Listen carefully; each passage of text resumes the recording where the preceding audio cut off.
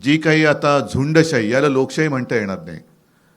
आपल्या देशातली लोकशाही संपून झुंडशाही सुरू झाले असंच आता वातावरण आहे. म्हणजे आम्ही त्यांची मतचोरी पकडली.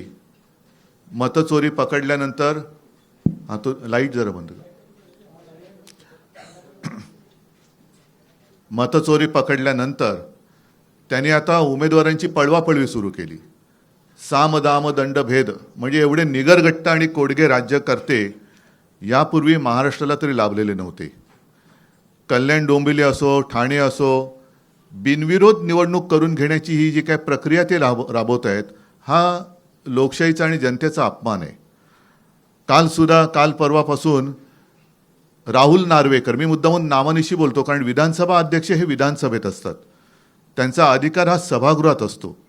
सभागृहाच्या बाहेर ते राहुल नार्वेकर आहेत आणि तिथले आमदार आहेत. एक आमदार आपल्या अधिकाराचा दुरुपयोग करून दुसऱ्या म्हणजे जनतेवरती दमदाटी करतोय.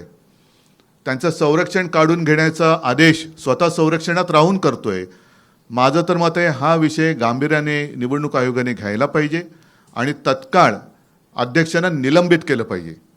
कारण अध्यक्ष हे कोणत्याही पक्षाचे नसतात, ते जनतेचं जे काही न्यायासन आहे विधिमंडळ त्याचे अध्यक्ष असतात आणि तिकडे निष्पक्षपातीपणाने कारभार करण्याची जबाबदारी त्यांची असते.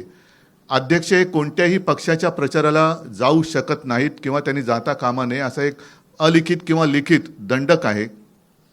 त्याला छेद देणारं उद्दाम वर्तन त्यांनी परवा केलेलं आहे आणि म्हणून त्यांना तत्काळ निलंबित केलं पाहिजे. त्यांच्यावरती गुन्हा दाखल झाला पाहिजे.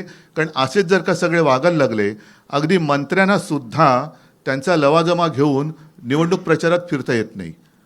हे ऑन द स्पॉट म्हणजे हे काय तो जो काय नायक पिक्चरमधला अनिल कपूर स्वतःला समजतात आणि यांचं आत्ताच्या आत्ता संरक्षण काढून घ्या. संरक्षण देण्याचा आणि काढण्याचा अधिकार हा विधानसभा अध्यक्षांना सभागृहामध्ये असतो. बाहेर तसं कोणाचंही संरक्षण काढण्याचा अधिकार हा त्यांना नसतो आणि नसायला पाहिजे.